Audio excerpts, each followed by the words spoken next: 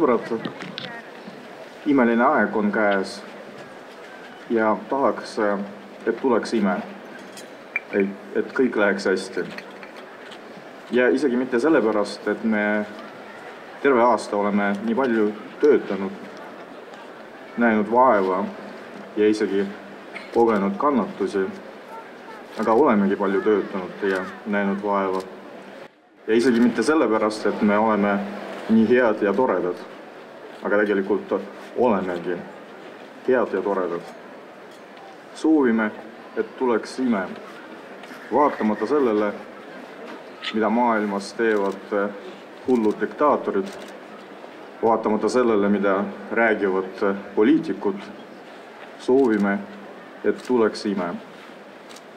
Ja see on võimalik, sest suurem ime, mida annab meile Jumal ja mida suudame meie anda üksteisele, on armastus.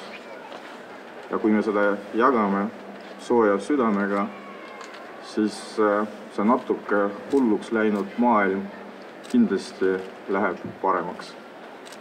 Ja see ongi kõige suurem ime. Ilusat esimest adventi. Aitäh!